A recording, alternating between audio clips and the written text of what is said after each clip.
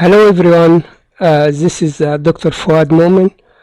This is an audio presentation for week number 2, and it has 3 parts. Part number 1 is an introduction to chapter 3, which is about review of the related literature.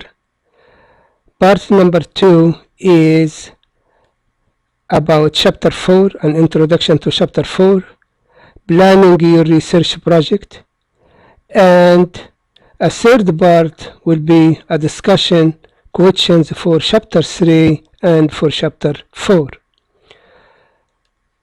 Let me start with chapter 3, and I will briefly represent some of the discussions that we will have in chapter 3 and the material related to the review of the related literature. What are the benefits of conducting a literature review? We list here 8 benefits of literature review. One of them is the first one. It can offer you new ideas, perspectives, and approaches that might not have occurred to you. Number 2, it can inform you about other researchers who conduct work in the same area. And we have number 3, number 4, and number 5. Number 8, it will bolster your confidence that your topic is one worth studying, because you will find that others have invested considerable time, effort, and resources in studying it. In short, the more you know about investigations and perspectives related to your topic, the more effectively you can tackle your own research problem. When you start looking for a reference, you can use one of those 2 systems of classifications of knowledge, the Dewey's Decimal System or the Library of Congress system. When you visit the library or you look into the internet or any other places, and the sources of literature review, will talk about it in a minute, you will need to identify one of those 2 using one of those 2 systems. Here are the sources and strategies for locating related literature. First, look at your topic, identify one or more keywords. Use the library catalog to find some information about your keywords. Use indices, abstracts, and other general references. Use the library online database. Here are some examples of online databases. Explore government publications. Number 6, search the World Wide Web. Examine citations and references lists of those who have gone before you. Here are practical applications. Conducting a literature review. Using a paper and pencil or a brainstorm software, use that to plan doing your literature review. Here are some guidelines using your library time efficiently.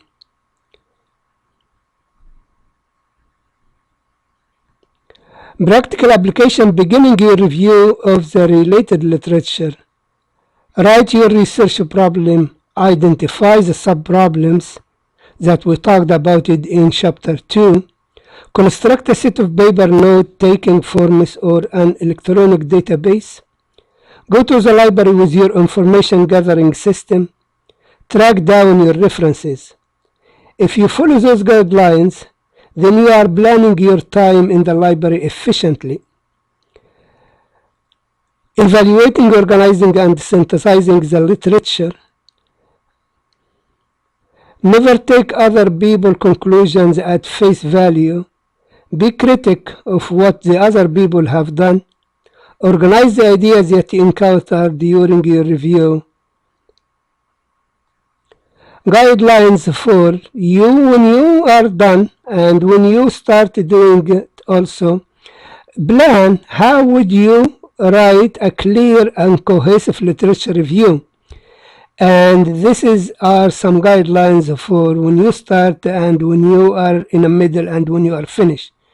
Get the proper psychological orientation, have a plan, emphasize relatedness, how the literature is related to your problem, give credit where a credit is due, review the literature, don't reproduce it, summarize what you have said, remember that your first draft will not be your last draft, ask others for advice and feedback.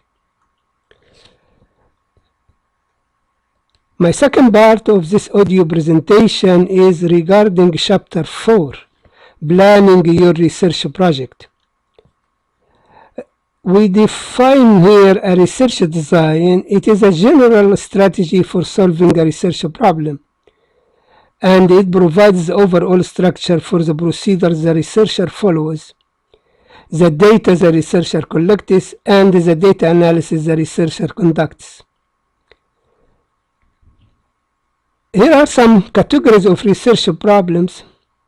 The research problem could be related to people, to things, to records, to thoughts and ideas, or to dynamics and energy.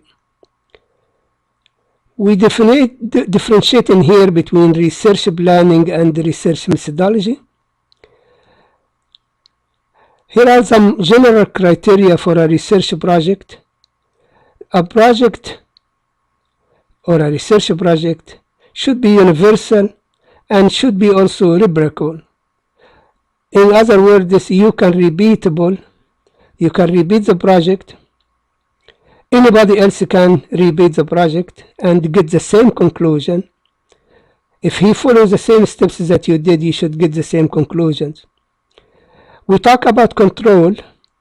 A researcher must isolate or control factors that are central to the research problem. Control is important for replications and for consistency with the research design. And then we talk about how the data should be able to be measured in some way, and we talk about the measurement. We talk about the nature and role of data in research, and that's why we need a measurement to measure these data. And we differentiate also between a primary source of data and a secondary source of data.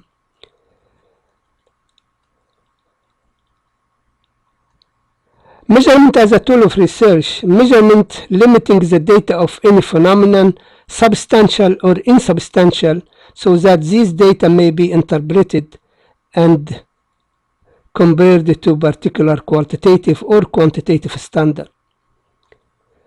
There are 4 scales of measurement: nominal, ordinal, interval, and ratio.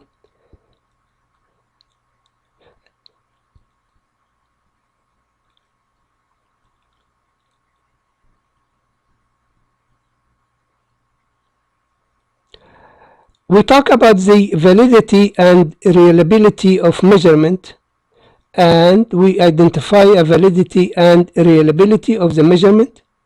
We talk about 4 phases of validity of the measurement instrument. And we talk about reliability, and the reliability is the consistency with which a measurement yields a certain result when entity being measured has not changed. And we talk about 4 ways of determining the reliability of measurement instrument. And then we apply those to the quantitative and qualitative approaches in our research.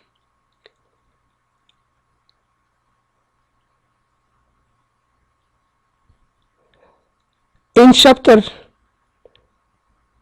6 and 7, we will be talking about quantitative research, and in chapter 8 through 11, we'll be talking about quantitative methodologies, and we will apply these ideas in here regarding the internal versus external validity of the data, and so on. The third part of my audio presentation is regarding a discussion question that I put it on Moodle for the course for week number 2, and it is related to chapter 3 and to chapter 4. And I need your feedback on these discussion questions.